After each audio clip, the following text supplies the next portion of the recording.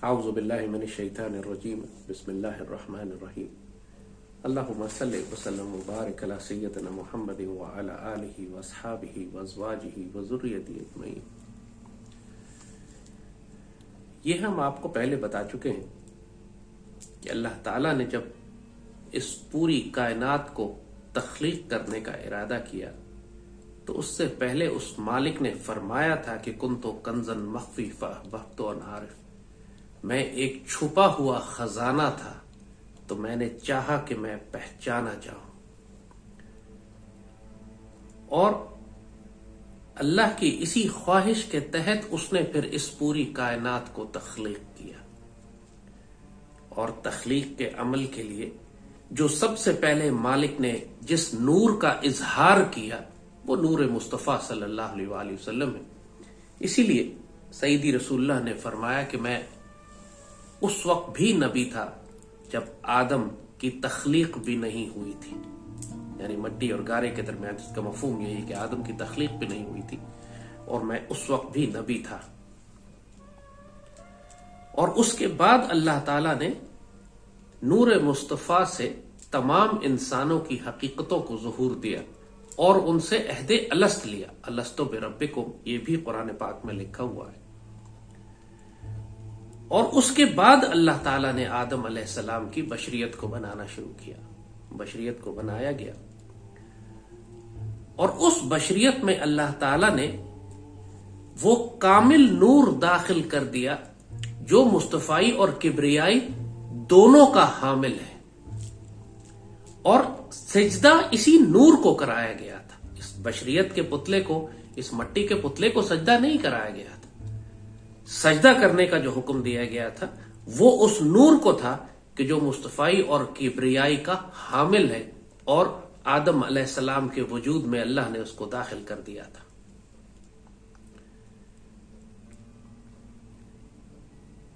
وہ سارا واقعہ ہم آپ کو بتا چکے ہیں، اور قرآن پاک نے اس کی پوری تفصیل بھی بتائی ہے، کس طرح ملائکہ نے سجدہ کیا اور آدم اور ابلیس نے انکار کیا۔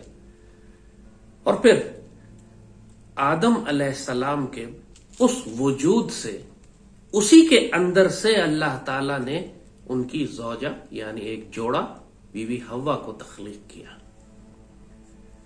یہاں پہ یہ تھوڑا سا سمجھنا ضروری ہے کہ یہ صرف ظاہری تخلیق تھی، یا جو اندر ایک کامل نور مصطفائی اور کبریائی موجود تھا اس کو بھی اللہ نے تقسیم کیا ایک مختلف رول میں، ایک مختلف ڈیوٹی میں۔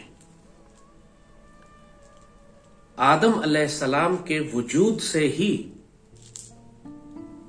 ایک اور وجود تخلیق کیا گیا جس کو عورت کہا گیا، جو اما حوا بنی۔ اس ساری تقسیم میں اللہ نے اپنی مشیت میں یہ فیصلہ فرمایا کہ جو مرد کا وجود ہے وہ نور مصطفیٰ کا حامل ہوگا، اور جو عورت کا وجود ہے وہ نور کبریا کا حامل ہوگا۔ کائنات میں جب اللہ نے نور مصطفیٰ کا ظہور فرمایا تھا تو محب اور محبوب کا پہلا تعلق اسی وقت قائم ہوا تھا کہ جب اللہ نے اس محبت اور پیار کے ساتھ اس نور کو محمد کا نام دیا تھا، اور محمد صلی اللہ علیہ وآلہ وسلم کے اس نور نے اپنے رب کی تعریف فرمائی اور اس کو اللہ کا نام عطا فرمایا۔ اللہ اس وقت بنا جب کسی نے اس کو اللہ کہا، اس سے پہلے تو اس کو کوئی اللہ کہنے والا بھی نہیں تھا۔ اور قرآن اس مقام کا ذکر کرتا ہے، اللہ لا الہ الا ہو، اللہ وہ ہے جس کے علاوہ کوئی، جس ہو کے علاوہ کوئی الہ نہیں۔ ظاہر ہے جب اللہ کا کوئی اسم مبارک ہی نہیں ہے، جب اس کو کوئی اللہ کہنے والا ہی نہیں ہے، تو اس وقت وہ اللہ نہیں کہلاتا تھا۔ قرآن جب اس مقام کا ذکر کرتا ہے تو ہو کہتا ہے اسے، انگریزی میں جسے کہیں آپ ہی، کیونکہ وہاں نام نہیں ہے۔ نام اللہ کا اس وقت بنا جب نور مصطفیٰ نے اس کو اللہ پکارا، اور اللہ نے نور مصطفیٰ کو محمد پکارا۔ اور یہی دو نور، کبریائی کا نور اور مصطفائی کا نور، اللہ نے پھر بشریت میں جب تقسیم فرمایا تو مرد کو نور مصطفیٰ عطا کیا گیا اور عورت کو نور کبریا۔ اور اس کے بعد ان دونوں کو حکم ہوا کہ آپ جنت میں جا کر رہیں. اس کے بعد ان کو حکم ہوا کہ آپ جنت کے باغات میں رہیے اور اس شجر ممنوعہ کے قریب نہیں جائیں گے. یہ سارا واقعہ قرآن نے لکھا ہے. ہم صرف آپ کو ترتیب بنا کے سمجھا رہے ہیں. یہ باتیں پہلے سے معلوم ہیں آپ کو. اور جب اللہ نے شجر ممنوعہ کے پاس جانے سے ان کو منع فرمایا، اور قرآن کہتا ہے کہ وہ شیطان کے بہکاوے میں آ گئے اور شیطان نے ان سے کہا کہ اگر آپ اس شجر ممنوعہ کے پاس چلے جائیں تو آپ ہمیشہ کی زندگی حاصل کر لیں گے، آپ کو خلد مل جائے گا. تو وہ اس شجر ممنوعہ کے پاس چلے گئے، اور اس کے بعد جب ان کو احساس ہوا کہ وہ ظلم کر بیٹھے ہیں، تو قرآن کہتا ہے کہ فوراً ان کو احساس ہوا کہ انہوں نے لباس نہیں پہنا ہوا، اور وہ جنت کے پتوں سے اپنے جسم کو چھپانے لگے. شجر ممنوعہ کیا تھا اس کی تفصیل میں ابھی جانے کی ضرورت نہیں، لیکن اس کے نتیجے میں یہ ہوا کہ وہ جو معصومیت تھی ان کی، وہ جو انوسنس تھی، وہ جو ان کو احساس نہیں تھا اس بات کا کہ وہ بے لباس ہے جنت میں، وہ احساس ان کو پیدا ہو گیا. قرآن پاک کہتا ہے کہ جو ہی ان کو وہ احساس پیدا ہوا، انہوں نے جنت کے پتوں سے اپنے جسم کو چھپانا شروع کر دیا. یعنی اب وہ پورا شعور ان کے اندر آ چکا تھا.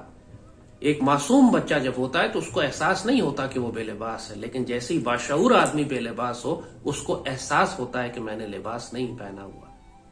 قرآن اس پورے واقعے کو بڑی تفصیل سے بیان کرتا ہے.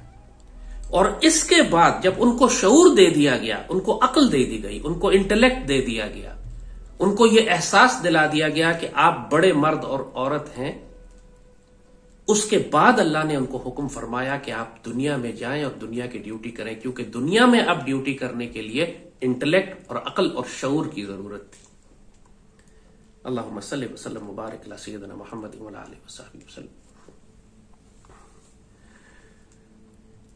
اور یہ ڈیوٹی تقسیم کر دی گئی کہ دنیا میں جا کر جب انسانوں کی ہدایت کے لیے نبوت کا کام شروع کیا جائے گا تو نبوت کا کام مردوں کو دیا جائے گا، مرد کی بشریت کو دیا جائے گا، کیونکہ نور مصطفیٰ مرد کی بشریت کو دیا گیا جب آدم علیہ السلام اور اما حوا کو تقسیم کیا گیا.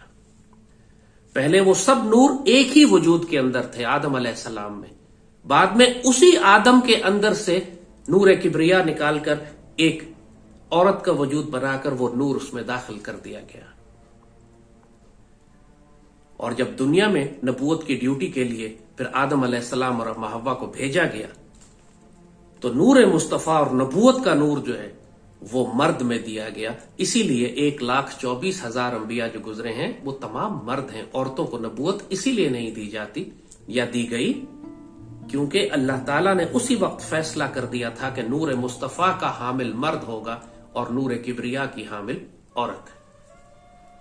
اور ان کے درمیان اللہ نے ایک کشش رکھ دی، ایک آپس میں ایک دوسرے سے ایک روحانی تعلق رکھ دیا، ایک کھینچ رکھ دی ایک دوسرے کی طرف.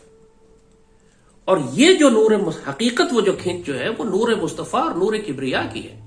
اور پوری کائنات کے ہر نظام میں آپ کو یہ مصطفیٰ اور کبریائی کی آپس میں محبت اور تعلق نظر آتا ہے، جس سے یہ پورا نظام چلتا ہے.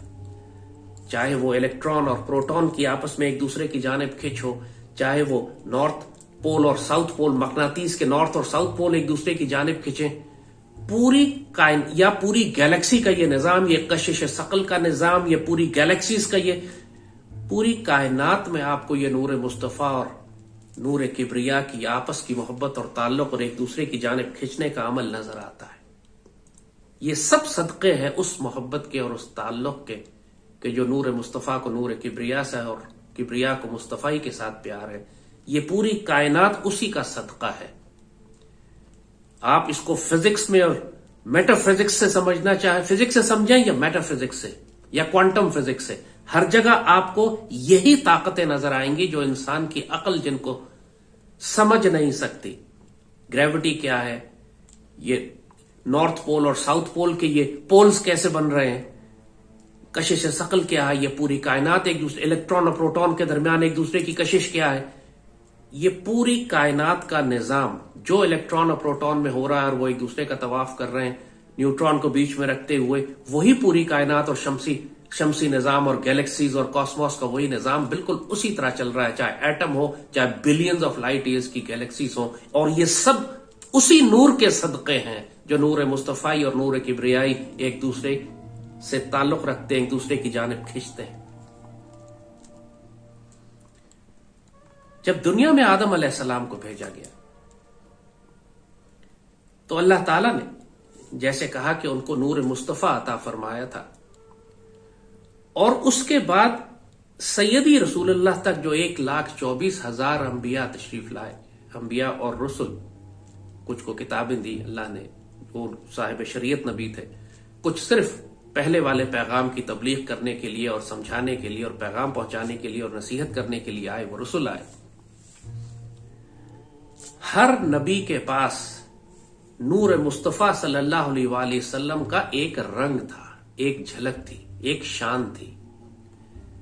इसको आसान लफ्जों में आज के जदीद दौर में समझाएं तो जो एक सफेद रोशनी होती है सूरज की, उसके आगे अगर आप एक प्रिज्म रखते हैं, आप वो शीशे का टुकड़ा रखते हैं, तो वो रोशनी जब उसमें से गुजरती है तो आगे पूरी एक कौस कज़ा बन जाती है, एक रेनबो बन जाती है।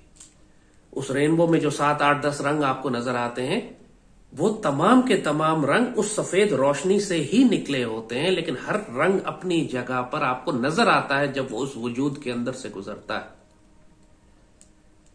तरीकत के अल्फाज में, तरीकत की इस्तिलाहें जब इस्तेमाल होती हैं तो ये इस्तिलाह बहुत इस्तेमाल की जाती है कि कौन रंग वाला है और कौन बेरंगा है, बेरंग है, कौन सफेद है, कौन व्हाइट लाइट है और कौन रंगों वाले हैं।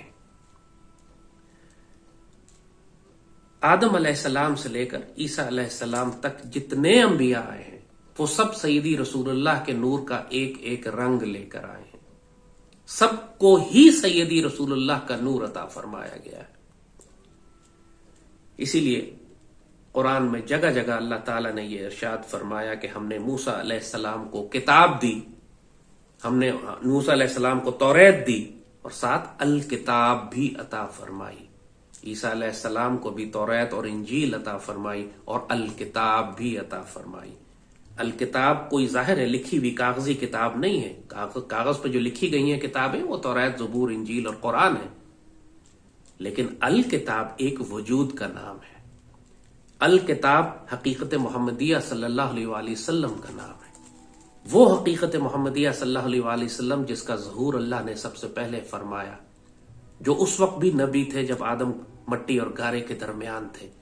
वो हकीकत मोहम्मदिया जो आदम अलैहिस्सलाम को अता फरमाई गई, वो हकीकत मोहम्मदिया जो हर नबी को सैयदी रसूलुल्लाह के सदक़े अता फरमाई गई।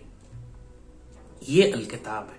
बाबा इकबाल ने जिसको बहुत तफसील से बयान किया था कि लौह भी तू, कलम भी तू, वजूद तेरा अल किताब, गुम्बदे आबगीना रंग तेरे मुहीत में हो बाब। आप लौह महफूज भी आप ही हैं, कलम आला भी आप ही, लौह भी तू, कलम भी तू, कलम आला भी आप हैं, तेरा वजूद अल किताब, आप ही अल किताब है। लौह महफूज भी उस अल किताब के मुबारक नूर का एक हिस्सा है, कलम आला भी उसी का हिस्सा है। ये जहां चीज है क्या लौह कलम तेरे हैं कि मोहम्मद से वफा तूने की जो शर्त है, लौह कलम से क्या मुराद है? यही लौह महफूज और कलम आला, जहां पे तकदीरें लिखी जाती हैं, जहां लोगों का रिस्क लिखा जाता है, जहां कायनात की तकदीर और नसीब लिखा जाता है। और ये सब बातें हम कर चुके हैं कि किस तरह अल्लाह ताला अपने बंदा मोमिन को इजाजत देता है इस बात की कि सैयदी रसूलुल्लाह के सदक़े वो खुद अपनी मर्जी से अपने रब से कहकर अपनी तकदीर तब्दील करवा ले, या निगाह मर्द मोमिन हो जो तकदीरें तब्दील करे। तो ये बात आपको वाज़े कर दी, समझा दी कि आदम अलैहिस्सलाम से लेकर ईसा अलैहिस्सलाम तक जितने अंबिया गुजरे हैं वो सब नूर मुस्तफ़ा रखते हैं, सब नूर नबूवत रखते हैं, वही जो सैयदी रसूलुल्लाह सल्लल्लाहु अलैहि वसल्लम का नूर है। इसीलिए तमाम मर्दों को सिर्फ नबूवत दी गई, औरतों को नहीं, कि नूर मुस्तफ़ा आदम अलैहिस्सलाम को दिया गया था और नूर किब्रिया बीबी हव्वा को तकसीम किया गया। सैयदी रसूलुल्लाह तशरीफ लाए और इसीलिए आप आखिरी नबी हैं, इसीलिए आपके बाद और कोई नबी नहीं आएगा, क्योंकि 1,24,000 انبیاء کی جامع صفات و کمالات اور نور سب کچھ سیدی رسول اللہ اپنے ساتھ لے کر آئے. اللہ نے سب کچھ اس محمد بشریت پر عطا فرما دیا. وہ حقیقت محمدیہ جو سب سے پہلے جس کا ظہور کیا گیا تھا، وہ پوری حقیقت ایک بشریت محمد پر ظہور کرتی ہے. لوگ اسی لیے کنفیوز ہوتے ہیں سیدی رسول اللہ کے مقام کو سمجھنے میں، کیونکہ وہ سمجھتے ہیں کہ سیدی رسول اللہ صرف 63 سال کی بشریت کا نام ہے. سیدی وہ تو ایک انسان کی بشریت 20 40 50 سال کی نہیں ہے. آپ انسان کی بات کریں، سیدی رسول اللہ تو بہت بڑا مقام ہے. ایک انسان بھی عہد الست کے وقت موجود تھا، آج دنیا میں موجود ہے، وہ حقیقت آپ کے اندر ہے. پھر آپ کا یہ جسم انتقال کر جائے گا اور یہ حقیقت اللہ کے پاس چلی جائے گی، اور پھر جنت میں رہے یا جہنم میں ہمیشہ رہے گی، خالدین فیہا ابدا، ہمیشہ ہمیشہ رہے گی. اس کو بھی موت نہیں ہے. یہ بشریت، یہ جسم 100 دفعہ بنایا جائے گا. جن کو عذاب دیا جائیں گے ان کے جسم خراب ہو جائیں گے. اللہ بار بار وہ جسم بناتا رہے گا تاکہ وہ عذاب کا مزہ چکھتے رہیں. اور یہ جسم اگر جو آج دنیا میں تباہ ہو جاتے ہیں، مٹی میں مل جاتے ہیں، اللہ پھر ان کی تخلیق کر دے گا قیامت کے روز دوبارہ. اور انسان کو جب جنت میں بھیجے گا تو اسی جسم کے ساتھ اس کو دوبارہ تعمیر کر کے، دوبارہ خوبصورت تخلیق کر کے اور بنا کے. انسان کے جسم کو فنا ہے، انسان کی حقیقت کو فنا نہیں ہے. اور قرآن تو کہتا ہے کل من علیہ فان ویبقى وجہ رب ذو الجلال والاکرام. کائنات کی ہر چیز کو فنا ہے سوائے رب کے ذات کے. یہ حقیقت انسانیہ قرآن نے خود بتائی ہے. اس حقیقت انسانیہ کو رب نے جس میں اپنی روح پھونکی ہے، جس چیز میں رب نے روح پھونکی ہے، اس کو کیسے فنا ہو سکتی؟ جس چیز کو اللہ نے خود اپنا آپ عطا فرمایا ہے، وہ کیسے فنا ہو سکتی ہے؟ تو حقیقت محمدیہ ایک بہت بڑے وجود کا نام ہے. بابوں نے اس پر باتیں لکھی ہیں لیکن چھپا کے. شیخ ابن عربی کا نام آج پورے پاکستان نے سنا ہوا ہے. پہلے تو صرف اہل علم جانتے تھے، لیکن ارطغرل ڈرامے کی وجہ سے اب پوری پاکستانی قوم شیخ ابن العربی کو جانتی ہے. شیخ ابن العربی کے بہت ہی قریبی شاگرد تھے حافظ شیخ عبد الکریم الجیلی.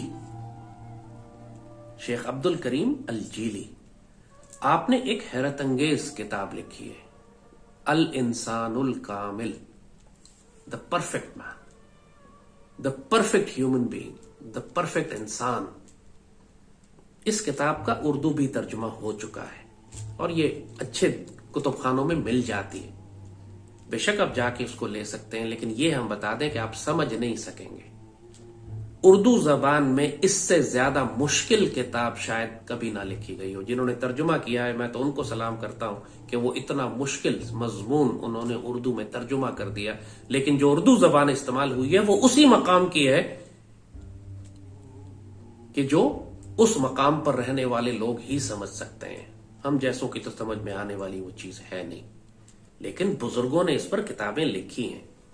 اور شیخ ابن العربی کے بارے میں اگر آپ کسی بھی بڑے عالم سے یا بڑی کتابوں میں پڑھیں، ایک جانب تو جو صاحب نظر اور صاحب بصیرت ہیں ان کو قطب عالم کہتے تھے کہ وقت کے قطب اور وقت کے ولی، لیکن بہت بڑی تعداد میں علماء ظاہر ان کو کافر اور زندیق بھی کہتے تھے. کافر کہتے تھے کیونکہ ظاہر یہ جو باتیں انہوں نے اتنے بڑے بڑے راز اپنی کتابوں میں اور اپنی گفتگو میں کھولے ہیں، یہ ہر ایک کو ہضم ہونے والے نہیں ہیں. لیکن وہی بات کہ یہ راز اب کیوں کھولے جا رہے ہیں، تو وہ اللہ کے حکم سے کھولے جا رہے ہیں، سیدی رسول اللہ کی اجازت سے کھولے جا رہے ہیں. کیونکہ بابا اقبال نے فرمایا تھا کہ یہ جو بشارت اور خوشخبری ان کی زبان سے دی تھی، آیا ہے دور بے حجابی کا عام دیدار یار ہوگا، گیا وہ دور کے چھپ کے پیتے تھے پینے والے، اب جہاں بنے گا میں خانہ ہر کوئی وعدہ خار ہوگا، 300 سال سے ہند کے میں خانے ہیں بند، اب وقت ہے کہ تیرا فیض عام ہو ساقی. وہ اس لیے کہ اب مسلمانوں کو بھی ان روحانی علوم سے مسلح کیا جا رہا ہے، کیونکہ آنے والا وقت دجالی طاقتوں کا ہے کہ جو اسی قسم کی طاقتیں ابلیس اور شیاطین کی جانب سے اپنے پاس رکھتی ہوں گی. مسلمانوں کو سیدی رسول اللہ نے فرمایا ہے یہ سب کچھ. آخری دور میں جب قحط پڑیں گے، جب مصیبتیں ہوں گی اور پریشانیاں ہوں گی اور کھانا نہیں ملے گا، تو اس وقت مسلمانوں کا رزق اللہ کا ذکر ہوگا. مسلمان اللہ کا ذکر کریں گے اور اس سے وہ اس طرح طاقت حاصل کریں گے جیسے خوراک کھا کر کرتے ہیں.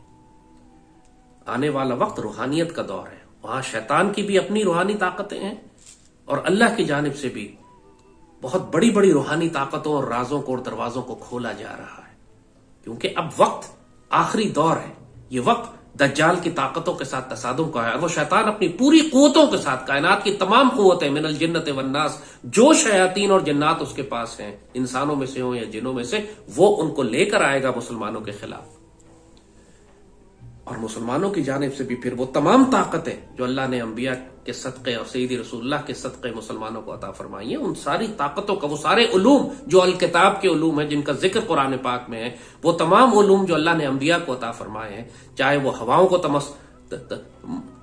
تسخیر کرنا ہو، چاہے جانوروں کی زبان سمجھنا ہو، چاہے کائنات کو اپنے خیالات اور اپنے اشاروں سے کنٹرول کرنا ہو۔ آج جب آپ ریموٹ کنٹرول سے ٹی وی کنٹرول کر سکتے ہیں اور ریموٹ کنٹرول سے ہزاروں میل دور جہاز اڑا سکتے ہیں، تو کیا اللہ کے بندوں کے پاس وہ طاقتیں نہیں ہیں؟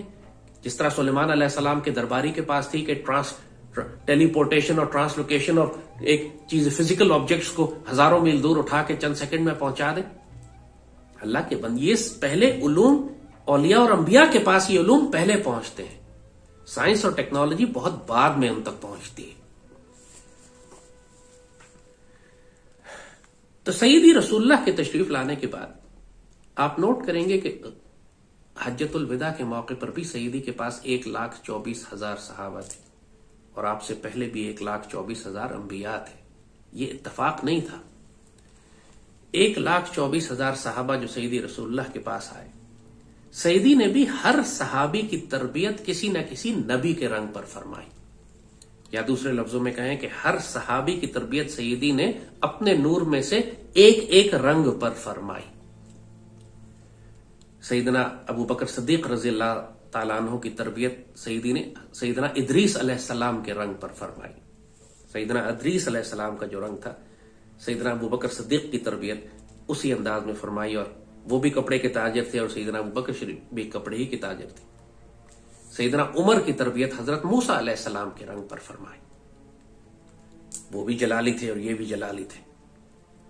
اور تمام صحابہ کو اسی طرح سیدی رسول اللہ نے جو نور تقسیم فرمایا وہ کسی نہ کسی نبی کے رنگ پہ تھا، یا یہ کہیں کہ ہر نبی کے پاس جو نور تھا وہ سیدی رسول اللہ کا کوئی نہ کوئی رنگ تھا، ایک ہی بات۔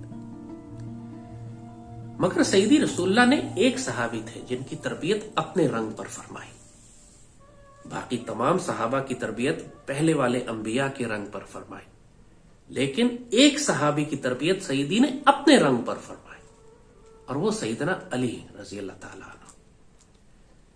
اسی لیے جو طریقت اور معرفت کے سلاسل چلے آگے، جو پوری دنیا میں اللہ تعالیٰ نے یہ حقیقت، طریقت اور معرفت کے سلاسل چلائے، وہ انہی دو بڑے صحابہ کے ذریعے چلے۔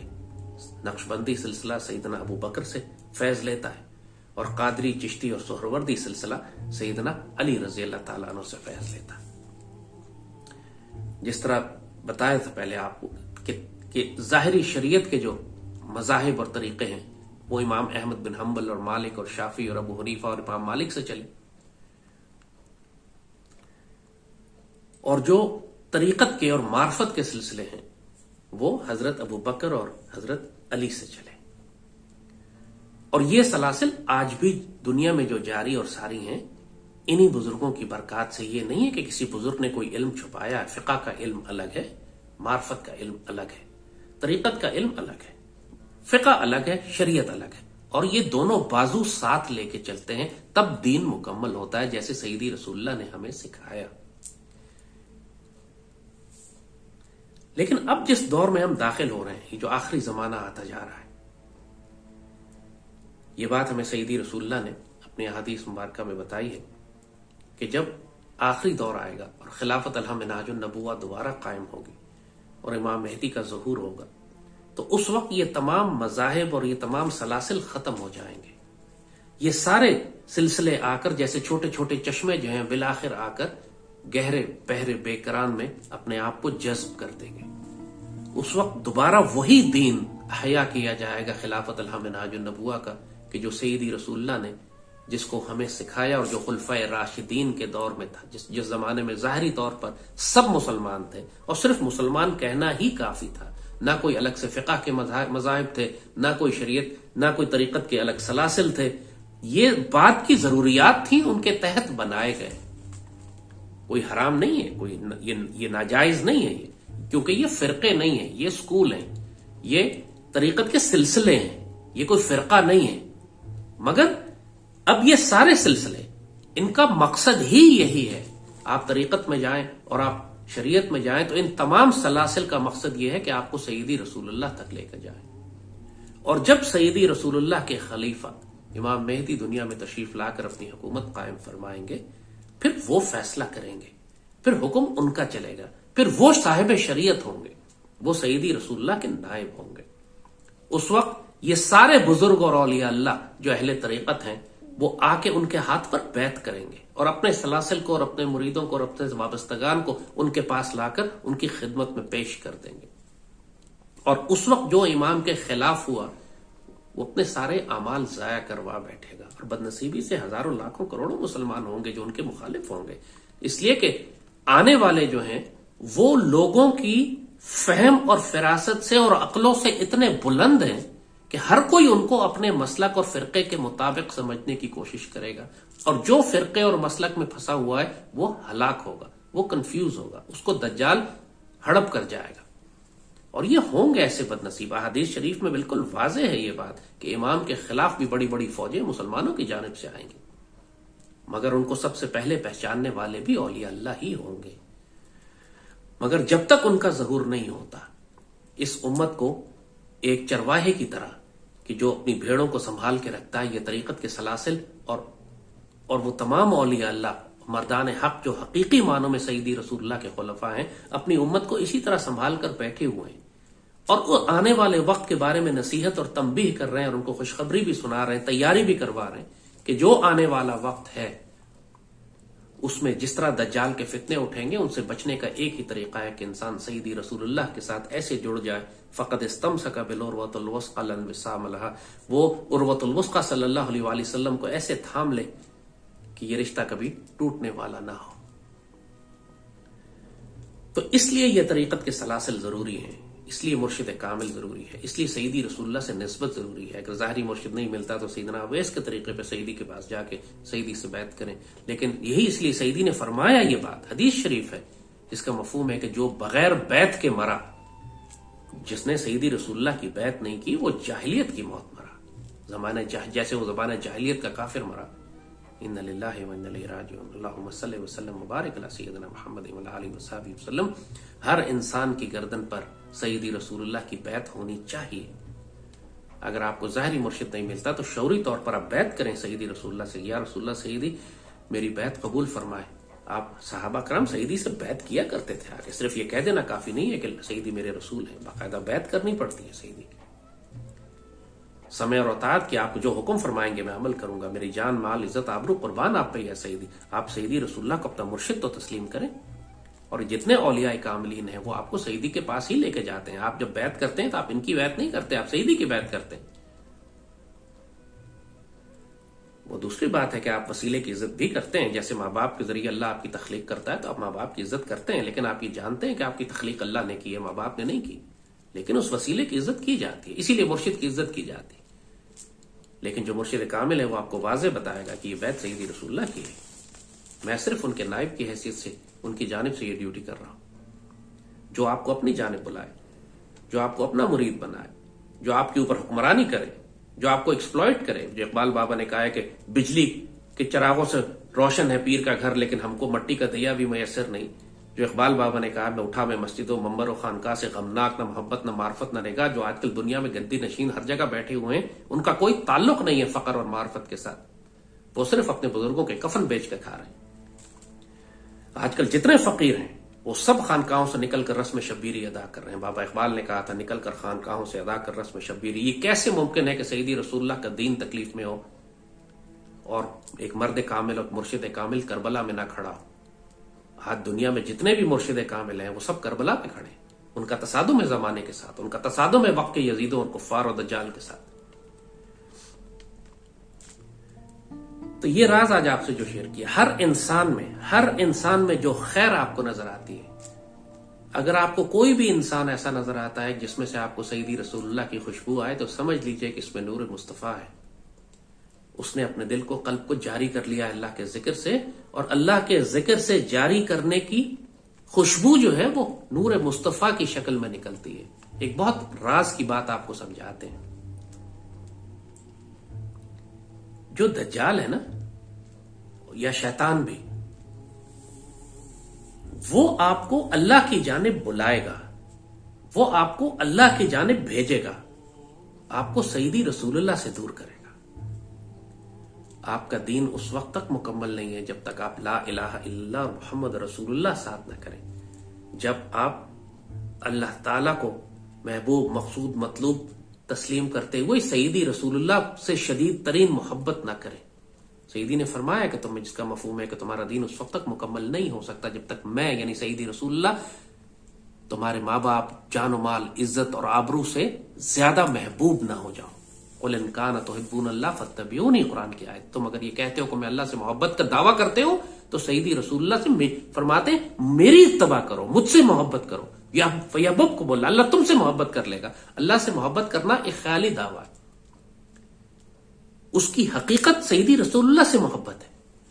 تو آپ کو نظر آئے گا ہمیشہ پوری دنیا میں یہ جہنم کے کتے جو خوارج ہیں، وہ بھی ہمیشہ الحکم للہ کا نعرہ لگاتے ہیں۔ وہ یہ کہتے ہیں اللہ کا حکم، نعرہ دیکھنے میں خوبصورت لگتا ہے، وہ کبھی یہ نہیں کہیں گے اللہ اس کے رسول کا حکم۔ قرآن ہمیشہ اللہ اس کے رسول کا حکم دیتا ہے۔ ہمیشہ ایک بندہ مومن، آپ نوٹ کریں گے کہ دنیا میں جتنے بھی مسلمانوں کے فرقے ہیں جو بہت زیادہ توحید اور بدعت اور شرک کا نام لیتے ہیں، وہ سب کے سب سیدی رسول اللہ سے نفرت کرتے ہیں۔ استغفر اللہ، ان للہ و انا الیہ راجعون۔ ان سب کو آگ لگ جاتی ہے اگر آپ سیدی رسول اللہ کے روضے پاک پہ کھڑے ہو کے سلام پیش کریں، آپ جالیوں کو چوم لیں، آپ سیدی رسول اللہ پہ نعتیں پڑھیں، آپ سیدی رسول اللہ کے ذکر کی محفلیں کریں، ان کو آگ لگتی ہے۔ کیوں؟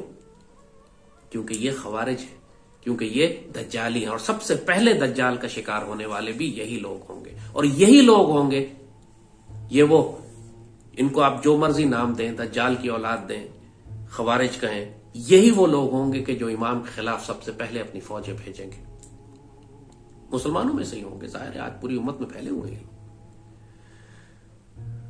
کوئی آپ کو، اور بڑی یہ گہری اور سخت بات لگے گی، بہت سارے مسلمانوں کے گروہ اور فرقے بن چکے ہیں کہ کوئی صحابہ کی بڑی تعظیم کرتا ہے، کوئی اہل بیت کی تعظیم کرتا ہے، کوئی اللہ کی تعظیم کرتا ہے۔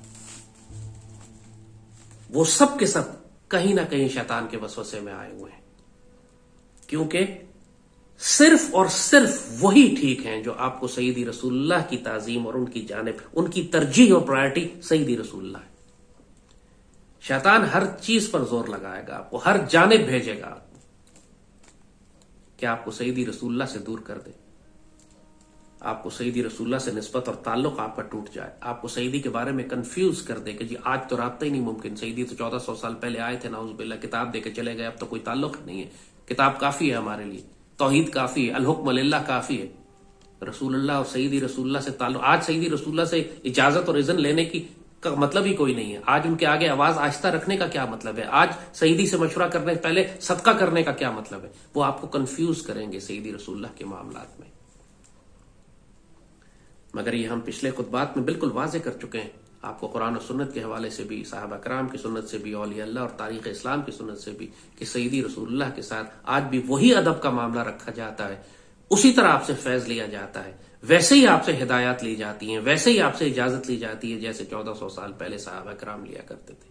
آداب میں کوئی کمی نہیں آئی، آج بھی مسجد نبوی میں روضہ پاک پہ آوازیں اسی طرح دھیمی رکھی جاتی ہیں جیسے سیدی رسول اللہ ویسے ہی سن رہے ہیں جیسے 1400 سال پہلے سنتے تھے۔ اور آپ نے فرمایا ہے یہ بات کہ جب تم لوگ مجھ پہ درود شریف پڑھتے ہو تو ملائکہ، تو میری روح مجھے لوٹا دی جاتی ہے، وہ ملائکہ واپس آتے ہیں ایک درود شریف کو لے کر میرے پاس، اور تمہارے سلام کے ساتھ وہ درود شریف مجھ تک پہنچایا جاتا ہے۔ اب ظاہر ہے پوری کائنات میں جب لوگ ہر وقت درود شریف پڑھ رہے ہیں تو اس کا مطلب ہے کہ سیدی رسول اللہ ہر ایک کا درود شریف سن بھی رہے ہیں اور جواب بھی عطا فرما رہے ہیں۔ اب ظاہر ہے یہ بات عام لوگوں کو سمجھانے کے لیے کہی گئی تھی کہ میری روح مجھ پہ لوٹا دی جاتی، ہر وقت ہی جب درود شریف پڑھا جا رہا ہے تو روح تو ہر وقت ہی وہاں موجود ہوگی، ہر وقت ہی سیدی جواب عطا فرما رہے ہیں، اور سیدی جب جواب عطا فرماتے ہیں آپ کا نام لے کر ان کو پہنچایا جاتا ہے درود شریف، سیدی سنتے ہیں، ان کو معلوم ہوتا ہے فلان ابن فلان، آپ اپنے والد کی جانب سے بھی درود پہنچاتے ہیں کیونکہ آپ کے والد کا نام بھی ساتھ لیا جاتا ہے، اس لیے کثرت سے درود شریف پڑھنے والا کبھی ضائع نہیں ہوتا۔ کبھی گمراہ نہیں ہوتا، کبھی خوار نہیں ہوتا۔ جو درود شریف پڑھتا ہے سیدی رسول اللہ کے اوپر، اللہ اس کو کبھی رسوا اور خوار نہیں کرتا۔ وہ کوئی اور دعا کرے یا نہ کرے، درود شریف پڑھنا کافی ہے اس کے لیے۔ میں سعودی عرب کی جیل میں تھا تو میرے ساتھ وہاں ایک شام کا بڑا خوبصورت ایک اللہ کا ولی درویش نما فرد میرے ساتھ قید تھا، بے گناہ، کئی سالوں سے بند، خاندان اس کا تباہ کر دیا انہوں نے۔ دن میں وہ 1,00,000 درود شریف پڑھتا تھا، ہر سانس کے ساتھ وہ صرف درود شریف پڑھتا رہتا تھا۔ اللہ نے اس کے چہرے پہ ایسا نور دیا ہوا تھا، اللہ نے اس کو ایسی خیر عطا کی ہوئی تھی۔ دنیا کی مشکلات تو نبیوں کو بھی آئی ہیں، جیلوں میں تو نبی بھی رہے ہیں، وہ کوئی مسئلہ نہیں، لیکن نظر آتا تھا کہ اس جیل نے اس کو سنوار دیا، اس کو نکھار دیا۔ دنیا کی زندگی تو کٹ جاتی ہے، گزر جاتی ہے، ہمیشہ کی زندگی تو وہ ہے جو اللہ اس کے رسول صلی اللہ علیہ وسلم کے پاس ہے۔ دنیا کی زندگی سے تو آج تک اللہ کا کوئی مومن بندہ پریشان نہیں ہوا، دنیا کی مشکلات اور پریشانیوں سے۔ اللہ تو کہتا ہے کہ جو مرضی دنیا میں تمہیں تکلیف، مشکل، پریشانی ہو، یا جو ظلم تم پر کر دیا جائے، گھوم کے تو آخر میں سب نے رب کے پاس ہی آنا ہے۔ واللہ محیط بالکافرین، اللہ تو کافروں کو گھیرے ہوئے۔ یہ جو تم پہ آج ظلم کر رہے ہیں، انہوں نے بھی تو آخر مر کے اللہ کے پاس ہی جانا ہے نا، وہاں تو آخرت میں فیصلہ ہو جائے گا ان کا۔ اس لیے دنیا کی تکلیفیں تو مومن کو فرق ہی نہیں پڑتا، کیونکہ اس کو معلوم ہے کہ جو مرضی تکلیف ہو، میرا رب اس سے بہتر اجر دینے والا، میرے رب کے پاس جب میں جاؤں گا تو مجھے بہترین اجر دے گا، اس کا مجھ سے راضی ہوگا، رضی اللہ عنہ رضو عنہ کے درجے پہ مجھے فائز کرے گا۔ کثرت سے درود شریف پڑھا کریں، بہت کثرت سے، 100، 200، 300 نہیں، ہزاروں میں، لاکھوں میں۔ علامہ اقبال فرماتے ہیں، جب علامہ اقبال سے پوچھا گیا کہ اللہ نے اتنا بڑا مقام آپ کو کیسے دے دیا کہ کائنات کے راز آپ پر کھل گئے، علم لدنی آپ کو عطا ہو گیا، خزانے کائنات کے آپ پر کھلنا شروع ہو گئے، تو اقبال بابا نے فرمایا کہ میں نے کوئی عمل نہیں کیا سوائے اس کے کہ میں نے زندگی میں 1 کروڑ مرتبہ درود شریف پڑھا تھا سیدی رسول اللہ پر، اور اس کے بعد اللہ نے مجھ پر یہ خزانے کھول دیے۔ اللہ ہم سب کو سیدی رسول اللہ سے ایسا جڑنے کی، ایسی سیدی سے نسبت اور تعلق کی اجازت عطا فرمائے۔ فقد استمسک بالعروۃ الوثقی لا انفصام عنہا، اس کے بعد رشتہ کبھی ٹوٹے نہیں، دنیا میں بھی، قبر میں بھی، اور آخرت میں بھی، اور آنے والے وقتوں میں ہم سیدی رسول اللہ کے دین کے محافظ ہوں، سیدی رسول اللہ کی تلواریں ہوں، سیدی رسول اللہ کے شیر ہوں، سیدی رسول اللہ کی امت کے محافظ ہوں، پاک سرزمین اور امت مسلمہ کی حفاظت اور اس کی عزت اور غیرت اللہ تعالیٰ یہ ڈیوٹی ہم سے لے، غزوہ ہند ہمیں نصیب فرمائے، بیت المقدس ہمارے ہاتھوں آزاد ہوں، اور ہم خلافت الہا منہاج النبوہ کو دیکھیں۔ اللہم صلی وسلم وبارک علی سیدنا محمد وعلی آلہ وصحبہ وسلم۔